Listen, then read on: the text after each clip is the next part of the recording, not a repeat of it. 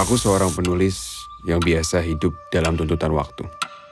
Tapi aku paling tidak bisa kalau cintaku pun tertuntut juga oleh waktu.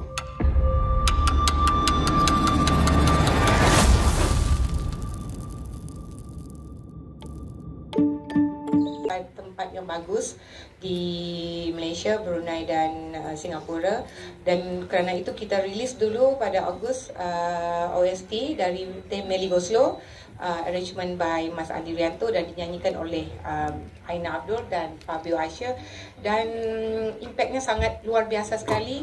Setakat ini sudah 10 juta streaming. Wow. Di TikTok juga sudah hampir 800 juta view. Terima kasih, sangat-sangat terima kasih dengan sambutan yang luar biasa ini. Siap, tepuk dan tangan dong. semoga ya film ini juga akan mengikut jejak OST-nya. OST-nya, siap. Terima kasih, Kak. Kita ke... Ibu banyak cerita pasal awak. Assalamualaikum. Cerita apa? Katanya awak buaya. Tak pikir-pikir lucu ya. Aku sama Nadia 5 tahun bareng. Kapan mau ketemu Bapak, Mas? Ibu juga kalau jadi Nadia ya males. Takut boleh, Sur. Tapi jangan naik kamu jadi brengsek. Gitu kan, bioskop tutup apa segala macam. Saya melahirkan 4 film sebetulnya, 4 cerita, ya kan. Pertama sebetulnya dari novel Cinta Tak Pernah Tepat Waktu, kemudian Tuhan Izinkan Aku Berdosa, terus Kowo yang kemarin ada di Rotterdam, dan keempat adalah sebuah film permenungan saya juga, judulnya The Hole, ya kan. Dan itu juga akan tayang di dalam kemungkinan tahun depan, tahun ini tapi akhir tahun. Jadi semua seolah-olah numpuk sekarang gitu kan. Tapi sebetulnya ini adalah cerita lama, ini adalah sebuah skenario lama yang baru tereksekusi dalam 2 tahun terakhir. Tapi semua numpuk, tiba-tiba dapat tanggal tayang di di tahun ini. Semoga ini waktu yang tepat ya, karena beberapa film saya yang dulu pada saat kita syuting di sebelum pandemi tiba-tiba hangus, hilang, dan kemudian nggak jadi tayang di bioskop karena waktu-waktu yang tidak tepat, ya kan? Yang tadinya kita syuting untuk bioskop tiba-tiba langsung dialihkan ke OTT, ya kan? Itu sering banget, dan perjalanan waktu itulah yang akhirnya kemudian merujuk pada takdir, gitu kan? Dan ternyata cinta itu ada pada pusara itu. Cinta itu adalah tentang waktu, cinta itu ternyata juga bicara tentang pengorbanan, dan akhirnya kemudian muncullah takdir. Nah, itu semua terkemas dengan baik pada saat saya membaca novelnya Mas Putut.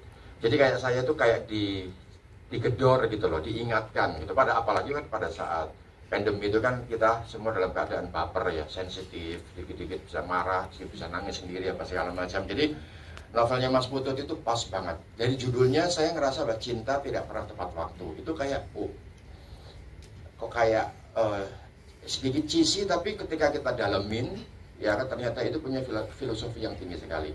Saya pikir saya akan membaca sebuah novel pada saat itu novel yang berat gitu kan. Ternyata karena Mas Putut kan, Putut EA dikenal dengan tulisan-tulisannya yang cukup dalam, filosofinya tinggi juga gitu kan. Tapi ketika saya membaca itu ringan, sangat ringan, seperti halnya mungkin teman-teman bisa menyaksikan filmnya. Tetapi di babak kedua menjelang akhir itu tiba-tiba novel itu ketwist, ya kan? Ketwist tiba-tiba berada dalam sebuah dimensi ngomongin tentang cinta yang lebih dalam. Tiba-tiba ada Bathara Kala dihubungkan dengan wayang ini, dihubungkan dengan tokoh mitos ini apa segala macam. Saya melihat itu. Akhirnya kemudian saya langsung menghubungi Mas Putut, Mas saya mau membuat ini karena itu sangat relate. Novel itu seolah-olah seperti mengartikulasikan apa yang selama ini, ya kan, itu saya rasakan, ya kan, ya teman-teman. Terus aku lanjut sama Anya, banyak sekali memori indah. Aku mau kamu jadi bapak anak-anakku.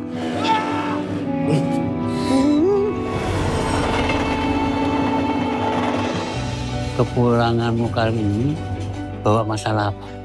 Lalu aku bertemu satu perempuan. Skrip ini udah ditulis sama penulis lain, terus pending, terus Mas Hanung nelfon aku, dia bilang pitchingnya adalah ada cerita harus kamu yang nulis karena tentang ini kamu banget, penulis yang nggak bisa berkomitmen. Terus kan kesindir ya. Oke, langsung kena tuh ya. Lebih ke kayak susah nolak sama kayak mau ngebuktiin kalau ini omongan bapak ini salah. Ya. Tapi ternyata dalam prosesnya tuh kami kayak Mas Hanung kan punya persona yang sebesar itu, Ya. yang bikin orang kayak kalau mau ngomong sama dia takut. Tapi di film ini ternyata Mas Hanung tuh mau, kalau bahasa kami adalah kayak menelanjangi diri, bahwa film ini tuh emang kejujuran laki-laki dalam menampilkan sisi vulnerable-nya. Dan ketika proses penulisannya itu sebenarnya tidak terlalu banyak kesulitan, karena sebenarnya ketika saya dan Mas Hanung sama-sama jujur gitu, kayaknya gini deh mas, itu udah langsung ketemu. Karena mungkin juga proses sebelumnya sama penulis sebelumnya udah cukup panjang, jadinya ketika kami menulis bersama dan visi misinya sama, udah langsung ketemu gitu. Paling memang ada di beberapa titik kayak nggak nyaman ya nulisnya, karena kayak yang ini kok kayaknya kita banget ya gitu. Terus kayak ngerasa nonton diri sendiri gitu sebenarnya, udah gitu namanya daku kan gitu, jadi kayak ini gimana sih sebenarnya, kita curhat apa gimana? Iya, betul. Tapi ternyata dengan demikian malah saya ngerasa film ini jadi tidak berjarak sama penontonnya. Semoga demikian. Jadi bisa ada film yang menjadi gambaran bagaimana seorang laki-laki dan khususnya penulis gitu dalam menjalani sebuah kehidupannya, menemukan dirinya dan menemukan cintanya. Paling itu aja. Dan akhirnya, Tapi itu ketakutanku semua hilang. Justru aku bisa membayangkan bangun keluarga bersama dia.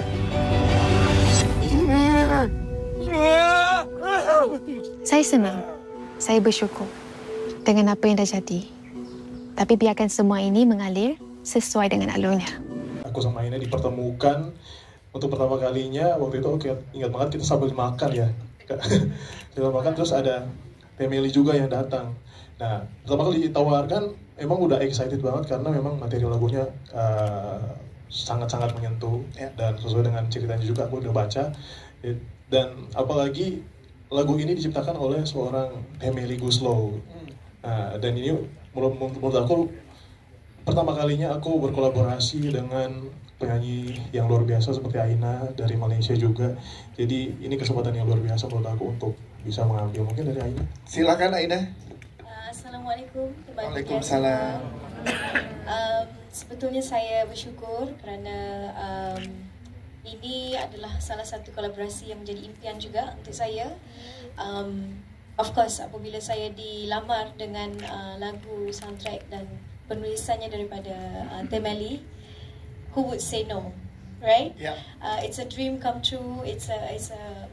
I think untuk semua penyanyi pun ini adalah impian kami untuk menyanyi karya Temeli, dan tepat dengan ceritanya, relate sangat.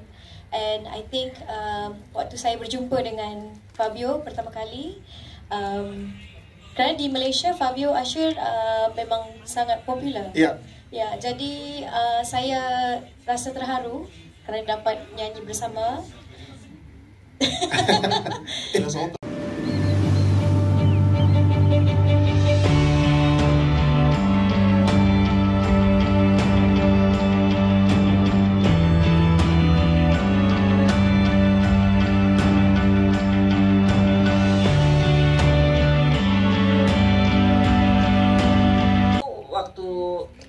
Akhir tahun itu memang saya menyelesaikan 2 film yang disutradari oleh Mas Hanung. Jadi saya udah ngerti deh gimana gitu ya. Dari Ipar Adalah Maut langsung masuk ke ini Cinta. Seneng gitu. Mas Hanung itu kan orangnya spontan ya kalau ini ngedirect tuh gini-gini.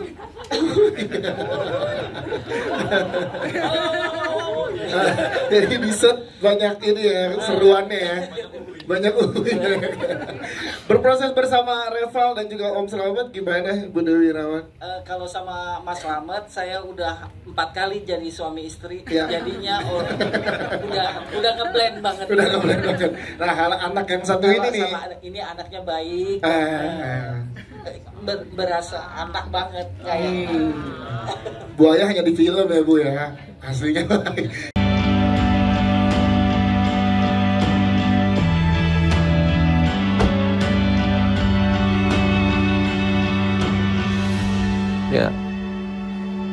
Tapi cinta tidak pernah tepat waktu.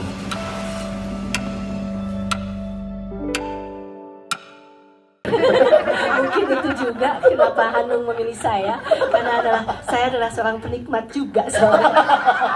Penikmat film, penikmat karya seni, tulisan-tulisan gitu kan. Yang di Tante Wija kan seperti itu, penikmat karya-karya seni. Nah, pokoknya Hanung tidak salah. Makanya miliknya selama ya. Oke. Terima kasih Hanung. Terus gimana Mbak Meli untuk build chemistry bareng sama Reval karena banyak adegan intensi sini? Sama Reval, aduh gimana ya. Kita udah sering ketemu juga kan ya. Jadi ya udah ya menyatu kita. Pasti ini peran cocok banget deh pokoknya tuh. Iya, dan sebagai seorang penikmat, ya nikmatin aja. Penikmat karya seni mendapatkan karya seni yang luar pegangannya aja lain kan. Tepuk tangan untuk Mbak Meli. Aku seorang penulis yang biasa hidup dalam tuntutan waktu. Tapi aku paling tidak bisa kalau cintaku pun tertuntut juga oleh waktu.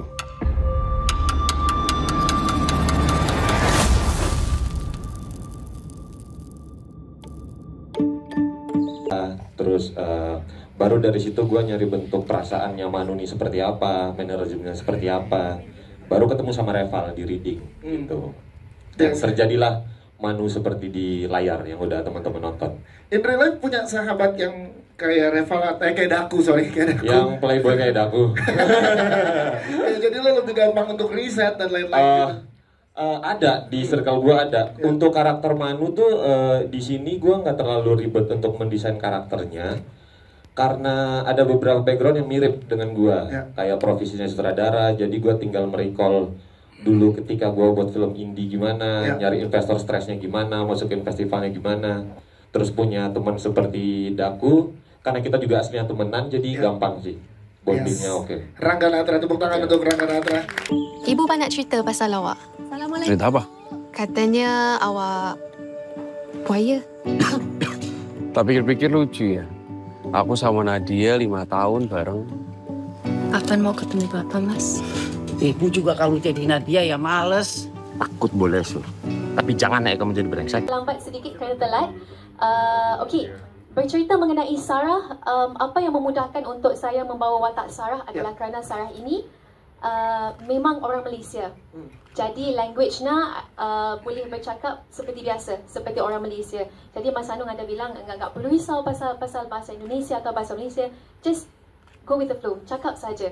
Sebab memang Dr. Sarah itu harus nampak natural dengan bahasa Malaysia sama bahasa Indonesia. Jadi itu memudahkan lagi untuk saya membawa watak Sarah.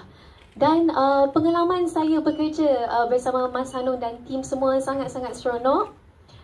Tambah lagi seronok. Seronok itu paham happy, kan? Paham ya? Sangat happy, very excited. Kerana ini pengalaman pertama saya. Dan pertama kali juga saya ke Jogja. Kan kerana syutingnya keseluruhan berlaku syutingnya di Jogja. Jadi I'm very excited and happy to meet all of them. Ya itu dia, tepuk tangan dong tuh Bila. Terus aku lanjut sama Anya, banyak sekali memori indah. Aku mau kamu jadi bapak anak-anakku.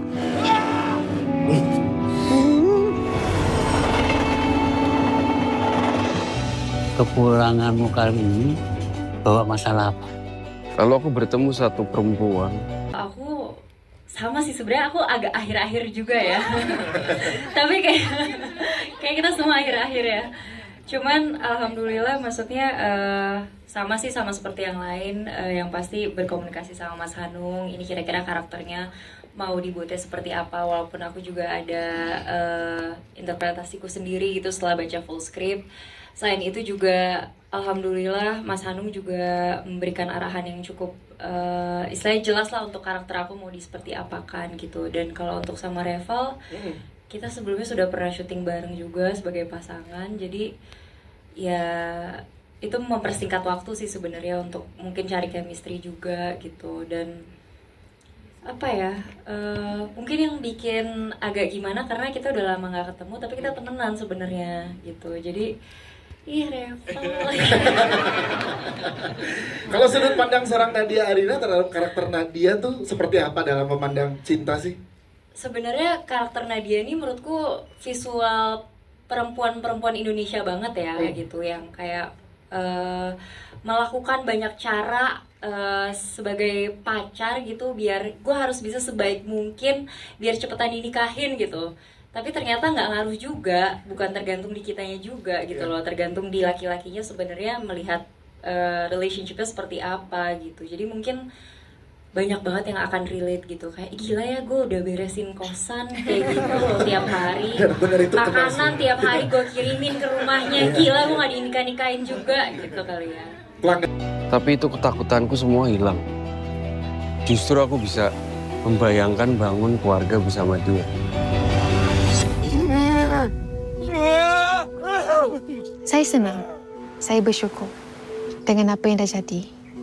Tapi biarkan semua ini mengalir sesuai dengan alurnya.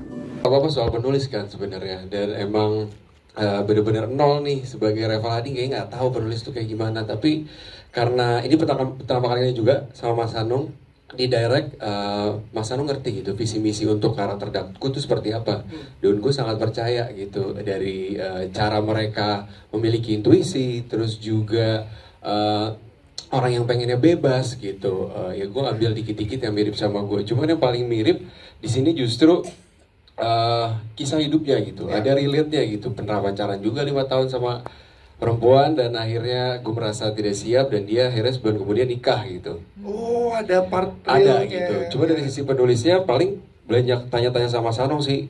Kita coba banyak-banyak bukan cheesy-nya ya, tapi lebih ke otaknya penulis itu seperti apa sih gitu.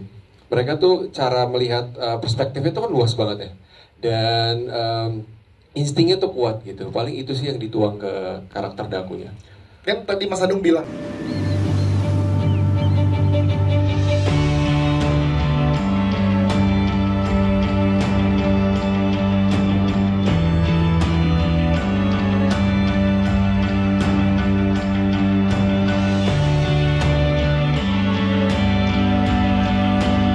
tembus 1 juta penonton di film, hanya satu film gitu kan. Dan saya berharap sekali di bulan-bulan berikutnya akan tembus 1 juta, 2 juta ke atas, termasuk mungkin, dan alhamdulillah moga-moga film saya juga seperti di sana. Amin. Ya kan, artinya film betul-betul film yang saya buat dengan hati yang jujur, dengan sebuah gairah yang betul-betul positif gitu kan. Tidak neko-neko, tidak kepingin apa, tidak kepingin ini. Saya hanya kepingin film ini bisa diterima, bisa menjadi cermin. Itu aja sih sebetulnya, ya kan, nggak muluk-muluk sih, ya 3 juta penonton ya kan. Amin. Amin.